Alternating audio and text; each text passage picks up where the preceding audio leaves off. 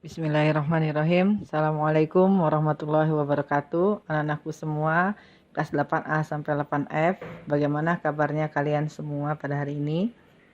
Mudah-mudahan dalam lindungan Allah ya. Mudah-mudahan kalian semua sehat. Tak lupa Ibu mengucapkan Alhamdulillah puji syukur kehadirat Allah karena pada kesempatan kali ini kita masih diberi kesempatan oleh Allah untuk mengikuti pembelajaran agama Islam. Ya, ini pertemuan kedua pada bab 1 yang akan nanti kita bahas adalah iman kepada kitab Al-Quran. Sebelum kita mulai belajar, mari sama-sama kita membaca basmalah. Bismillahirrahmanirrahim. Anak-anakku semua, menyambung materi pelajaran yang minggu lalu, yaitu iman kepada kitab-kitab Allah yang hanya Ibu berikan slide-nya saja. Pada kali ini akan Ibu ulang kembali penjelasannya, gitu ya. Iman kepada kitab Allah. Iman artinya apa? Iman artinya percaya. Percaya itu artinya yakin, bukan cuma hanya lisan saja yang meyakini, tapi hati juga meyakini bahwasanya memang Allah itu telah menurunkan kitab-kitabnya. Ada berapa kitabnya yang diturunkan sama Allah? Ada 4 kepada Rasul yang berbeda, gitu ya, pada Rasul yang berbeda. Kitab Taurat pada Nabi Musa, Zabur pada Nabi Daud, Injil pada Nabi Isa, dan Al-Quran pada Nabi Muhammad. Anak-anakku semua, keempat kitab ini diturunkan sama Allah pada zamannya, sesuai dengan zamannya. Kitab Taurat pada zaman Nabi Musa dulu, berarti kitab itu sangat diperlukan sama kaumnya Nabi Musa. Begitu juga ketika kitab Zabur diturunkan. Nah, tapi begitu ada kitab Zabur, kitab Taurat itu, kitab Zabur melengkapi kitab Taurat, gitu ya. Setelah datangnya Injil, berarti Injil melengkapi kitab Taurat dan Zabur. Nah, begitu datang kitab Al-Quran, berarti Al-Quran melengkapi semua kitab yang ada. Dan Al-Quran adalah sebaik-baik pedoman hidup bagi manusia. Nah, keempat kitab ini diturunkan kepada Allah untuk umatnya. Semuanya mempunyai fungsi yang sama, yaitu apa? Mengesahkan Allah, gitu ya. Mengesahkan Allah, jadi Allah itu hanya satu. Seperti yang kalian ketahui, kaum Nasrani itu meyakini adanya 3 Tuhan, yaitu Trinitas. Padahal di Injil saat itu tidak ada tuh aturan yang mengatur Tuhan itu ada 3. Tetap di Injil itu mengacu Tuhan itu hanya satu. Merekalah salah, gitu ya. Baik, kita tidak akan mengulas kitab-kitab Taurat, Zabur, dan Injil. Kita hanya mengulas kitab Al-Quran, ya, kitab Taurat, Zabur, dan Injil. Kalian hanya mengetahui saja, kalian perhatikan lagi, kalian pelajari ulang. Di mana pertama kali Taurat diturunkan, di mana pertama kali Zabur diturunkan, dan Injil diturunkan, kalian tinggal baca lagi bukunya. Kan kalian semua sudah punya buku ini kan? Ya, jadi nanti tinggal baca aja. Ya, Ibu ulas nanti pada saat ini adalah kitab Al-Quran. Kitab Al-Quran itu adalah kitab umat muslim yang diturunkan melalui Nabi Muhammad SAW. Diturunkan, Allah menurunkan kitab Al-Quran itu kepada malaikat Jibril dan untuk diteruskan kepada Rasulullah, dan Rasulullah memberikan penjelasan kepada umatnya, gitu ya. Oke, kitab Al-Quran diturunkan pada abad ke-7 Masehi, kira-kira pada tahun 611 sampai dengan 632 Masehi. Kitab Al-Quran diturunkan kepada Nabi Muhammad, yaitu Nabi yang terakhir, yang dimana Al-Quran itu adalah pelengkap dan penyempurna kitab-kitab yang terdahulu.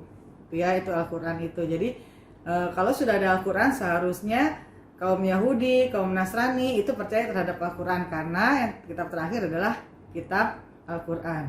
Oke, isi kandungan Al-Quran itu apa aja? 1, tauhid. Tauhid itu adalah ilmu yang mempelajari tentang keesaan Allah. Jadi Allah itu tetap satu. Tauhid itu artinya mengesahkan Allah, tiada ilah yang wajib disembah selain Allah, gitu ya. Jadi manusia, hamba Allah itu harus yakin bahwa Allah itu cuma satu, tidak 2, tidak 3. Yang kedua, isi kandungan Al-Quran berisikan tentang akhlak dan budi pekerti. Nah, akhlak dan budi pekerti itu apa? Semua tingkah laku manusia itu namanya akhlak. Budi pekerti itu semua amal kebaikan manusia. Atau kalau kita biasa sebutnya adalah hablum minan nas. Nah, itu ya. Jadi Al-Quran itu sudah lengkap. Kalau kalian baca, semua isi Al-Quran itu lengkap. Ya, semua ilmu pengetahuan pun ada di dalam Al-Quran. Oke, next. Kandungan Al-Quran apalagi isinya? Muamalah. Muamalah tadi udah disinggung ya, berhubungan baik dengan sesama manusia atau hablum minan nas. Terus yang berikutnya kelima, di dalam Al-Quran itu banyak sejarah yang terdapat di sana.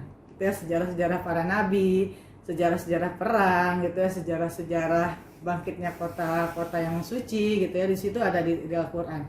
Kalau kita bedah, itu isi Al-Quran itu semuanya banyak tuh. Kita kupas aja dari surat Al-Baqarah misalnya. Al-Baqarah itu artinya adalah sapi betina. Itu tentang apa itu? Ya, tentang penyembelihan sapi betina. Anisa tentang wanita. Berarti semua yang berkaitan dengan wanita itu ada di dalam surat An-Nisa. Gitu ya. An-Nahl, apa itu An-Nahl? Lebah. Berarti ada hubungannya dengan lebah, gitu ya. Nah, itu semuanya ada, nanti kalian kupas satu persatu. Kayak Al-Fil, apa tuh Al-Fil? Al-Fil itu kisah pasukan gajah yang melawan Abraha. Oke ya. Itu dia tentang ayat tentang kitab suci Al-Quran, gitu ya. Al-Quran merupakan kitab suci dari Allah yang terjamin kemurniannya. Jadi tidak ada tuh kitab-kitab yang lain yang terjamin kemurniannya selain Al-Quran.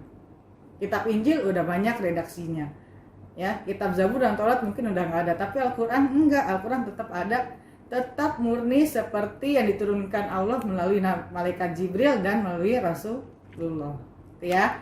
Dia tetap murni, tidak ada tambah-tambahannya. Ya, sampai sekarang pun tidak ada yang bisa merubah Al-Quran isinya ya.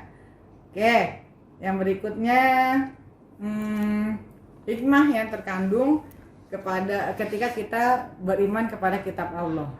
1, memberikan petunjuk pada manusia. 2, pedoman agar manusia tidak berselisih paham mengenai kebenaran. 3, memberikan informasi sejarah kehidupan orang-orang terdahulu. 4, manusia menjadi tahu betapa besarnya perhatian dan kasih sayang Allah kepada hambanya. Berikutnya, manusia yang beriman dan akan dapat mengetahui dan membedakan mana yang baik dan buruk.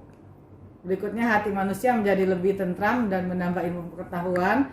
Memiliki sikap toleransi yang tinggi karena kitab-kitab Allah memberikan penjelasan tentang penanaman sikap toleransi. Terakhir adalah meningkatkan kesabaran dalam menerima cobaan, ujian dan musibah, gitu ya, serta selalu bersyukur atas nikmat dan anugerah yang diberikan oleh Allah. Gitu ya, manusia itu dalam menjalankan tugasnya sebagai khalifah di bumi ini hanya punya 2 hal. Bersyukur saat mendapatkan kebahagiaan dan bersabar ketika mendapatkan ujian atau cobaan. Ya, gimana anak-anakku? Mengerti ya, insya Allah ya. Nah, yang ketiga, kita terdahulu kalian tinggal baca dalam bukunya ada. Di dalam buku ini ada, tidak dibahas dengan detail ya. Yang dibahas hanya kitab suci Al-Quran karena kitab kita. Insya Allah kalian mengerti, bisa dipahami. Kalau sudah bisa dipahami, nanti akan Ibu tuliskan tugasnya di kelas Google Classroom. Minggu depannya kita ulangan bab 1. Paham ya? Insya Allah. Oke, kita akhiri dengan baca hamdalah. Alhamdulillahirrabbilalamin. Assalamualaikum warahmatullahi wabarakatuh.